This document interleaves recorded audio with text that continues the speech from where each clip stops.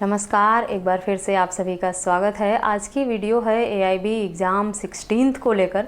कुछ बच्चों ने या कुछ जो लॉ ग्रेजुएट्स हैं उन्होंने मुझे मैसेज करके पूछा था कि किस तरह के बेयर एक्ट एग्ज़ाम में लेकर जाएं, किस तरह का बेयर एक्ट अलाउ है, क्या हम नोट्स लेके जा सकते हैं, किसी एक पब्लिशर की बुक क्या अलाउ है उसमें, या कोई पब्लिशर आप बताएंगी जिसकी बुक ओनली बेयर एक्ट में मिलती हो और उसे लेकर हम एग्ज़ाम हॉल में जा सकते हैं या उससे तैयारी कर सकते हैं। तो इसी सब टॉपिक पे आज इस वीडियो में मैं आपको जानकारी दूंगी। कृपया इस वीडियो को अंत तक ज़रूर देखें ताकि आपको एआईबी 16th की जो नई नोटिफिकेशन जारी की गई है बार काउंसिल ऑफ इंडिया की तरफ से, उसके बारे में पूरी जानकारी सही से मिल सके।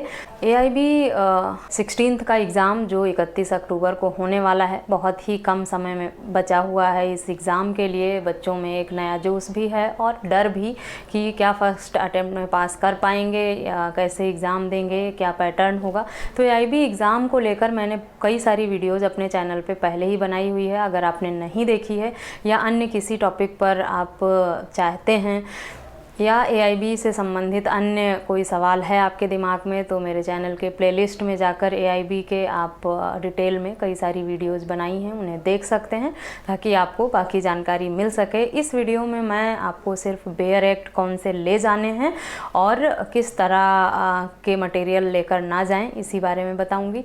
सबसे पहले तो बता दूं कि अभी किसी पब्लिशर के बारे में हम नहीं कह सकते कि आप स्पेशली इस पब्लिशर की बुक लेके जाएँ वहाँ एग्ज़ाम में, और इन्हीं का अलाउ है। आप किसी भी पब्लिशर की बुक ले जा सकते हैं एग्ज़ाम हॉल में, बस वो सिंपल बेयर एक्ट होना चाहिए, कोई एक्स्ट्रा मटेरियल एडेड नहीं होने चाहिए, उसमें कोई एक्सप्लेनेशन, कोई कमेंट इस टाइप का नहीं होना चाहिए। सिंपल बेयर एक्ट आप जिस भी लैंग्वेज में लेकर जाना चाहें लेकर जा सकते हैं, जिस भी लैंग्वेज में लेकर जाना चाहें जा सकते हैं। अन्य किसी भी तरह का study material, handwritten notes या कोई भी बुक्स एग्ज़ाम में अब अलाउ नहीं है। हालांकि AIB exam open book exam है और इससे पहले दिए गए सारे एग्ज़ाम जो भी एआईबी की तरफ से हुए थे उसमें हर तरह के मटेरियल अलाउ थे, यहाँ तक कि आप हैंड रिटन नोट्स भी लेकर जा सकते थे एग्ज़ाम में, क्योंकि ये ओपन बुक एग्ज़ाम था। पर इस बार एआईबी एग्ज़ाम 16 से पहले ऑल इंडिया बार की तरफ से जो नोटिफिकेशन आया है उसमें साफ साफ ये मेंशन है कि आप सिर्फ बेयर एक्ट लेकर एग्ज़ाम हॉल में जा सकते हैं।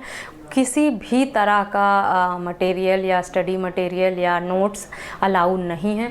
अब इसमें ये हम इसीलिए मैं यही सजेस्ट करूँगी कि बेयर एक्ट भी जो है वो किसी भी नोट्स के साथ जो आता है वो लेकर एग्ज़ाम हॉल में ना जाएं आप, क्योंकि हो सकता है आप घर से निकलें एग्ज़ाम के लिए और किसी तरह के नोट्स एडेड बेयर एक्ट लेकर वहाँ जाएं और वो एग्ज़ाम हॉल में अलाउ ही ना हो, तो आपके लिए मुश्किल हो जाएगा। इसलिए बेटर होगा कि आप ओनली बेयर एक्ट जो आती हैं बुक्स किसी भी पब्लिशर की ऑनलाइन ऑफलाइन बुक शॉप पर जाकर आप देख सकते हैं, जहां आसानी से देखकर ये पता चल जाएगा आपको कि कौन सी बुक सिर्फ बेयर एक्ट है, किसमें एक्सप्लेनेशन, कमेंट या इस तरह का मटेरियल और एडेड है।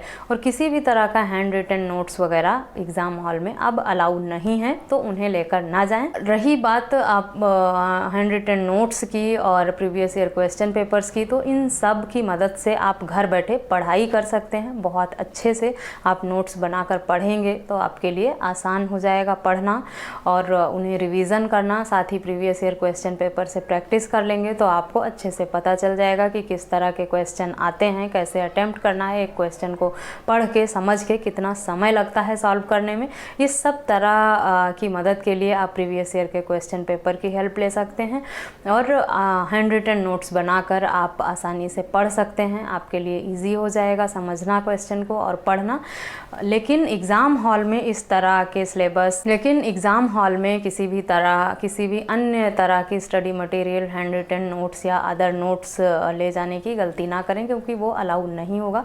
ओनली बेयर एक्ट का मतलब सिर्फ बेयर एक्ट ही है और आप सिंपल बेयर एक्ट खरीदें जिसमें किसी भी तरह का अलग से एडेड मटेरियल ना हो कि उसमें कमेंट्स लिखे हों, केस लॉ किसी सेक्शन पे एग्जाम्पल दिया हो, एक्सप्लेनेशन दिया हो, और ना ही बुक में अपनी तरफ से कुछ भी लिखें अलग से कि आपने बेयर एक्ट ख़रीद लिया है और उसमें खुद से पेन से मार्क करके कुछ भी लिखने लग जाएं किताब में। हो सकता है इस तरह के लिखे हुए जो भी हैं वो भी आपको एग्ज़ाम हॉल में अलाउ ही ना हो कि आपने इसमें नोट्स बना लिया है बुक के अंदर ही। तो साफ़ सुथरी एक अच्छी जो बेयर एक्ट की सिंपल बुक है वो आप लेके जाएं, क्योंकि ये नोटिफिकेशन आने के बाद पहला एग्ज़ाम है, इसलिए गारंटी के साथ कोई नहीं कह सकता कि किस तरह का मटेरियल अलाउ होगा। नोटिफिकेशन आने के बाद ये फर्स्ट एग्ज़ाम है, इसलिए टीचर के लिए भी बच्चों के लिए भी ये कह पाना कि कौन सा नोट्स होगा, किस तरह का बेयर एक्ट ले जाना होगा या सिंपल बेयर एक्ट है क्या, उसको सही से डिफ़ाइन कर पाना, हम सिर्फ सोच सकते हैं कि सिंपल बेयर एक्ट का मतलब एक बेयर एक्ट जो जिसमें एक्स्ट्रा मटेरियल एडेड ना हो स्टडी को लेके, कोई एग्जाम्पल, कोई कमेंट्स में अपनी तरफ से हम जितना सोचकर, जितना दिमाग लगाकर बच्चों को बता सकते हैं, समझा सकते हैं या सोच सकते हैं, उतना ही अभी बता पाएंगे। बाकी एक बार एग्ज़ाम जब हो जाएगा तो ये क्लियर हो जाएगा कि किस तरह की बुक्स और स्टडी मटेरियल अलाउ होंगी एग्ज़ाम में। फ़िलहाल आप लोग पढ़ने के लिए अपने किसी भी तरह की बुक्स ले लें जिससे आपको ईज़िली समझ में आए, तैयारी कर सकें और एग्ज़ाम क्रैक कर सकें। बिना पढ़े तो आप एग्ज़ाम पास नहीं कर सकते। ओपन बुक एग्ज़ाम था, हर तरह के बुक सिलेबस अलाउ थे, तब भी नहीं पास कर सकते थे, और अभी भी बिना पढ़े आप एग्ज़ाम नहीं पास कर पाएंगे, क्योंकि दिन प्रतिदिन जो है वो सख्ती बढ़ती जा रही है एग्ज़ाम को लेकर और ये एग्ज़ाम टफ़ होता जा रहा है। इसलिए अगर एग्ज़ाम देना है, अगर प्रैक्टिस करनी है तो बिना AIB एग्ज़ाम दिए आप प्रैक्टिस कर नहीं सकते। प्रोविज़नल पीरियड आपको 2 साल का ही मिलेगा, उसके बाद आप एग्ज़ाम चाहें तो कभी भी दे सकते हैं, लाइफ टाइम वो आपके पास ऑप्शन रहता है। लेकिन अगर एग्ज़ाम दिन प्रतिदिन टफ़ ही होता जाएगा तो पास करना और मुश्किल हो जाएगा। इसलिए बेटर है कि जितना, अगर पास करना ही है, प्रैक्टिस में आना है लॉ ग्रेजुएशन के बाद, तो जल्द से जल्द एग्ज़ाम क्लियर कर लें। AIB एग्ज़ाम देने वाले सभी विद्यार्थियों को मेरी तरफ से अग्रिम शुभकामनाएं। आप लोग सिंपल बेयर एक्ट लेकर एग्ज़ाम हॉल में जाएं और मेरी शुभकामनाएं हैं कि आप फर्स्ट अटेम्प्ट में ये एग्ज़ाम क्लियर करें। इस वीडियो में बस इतना ही, मिलते हैं नेक्स्ट वीडियो में, तब तक के लिए थैंक यू एंड बाय।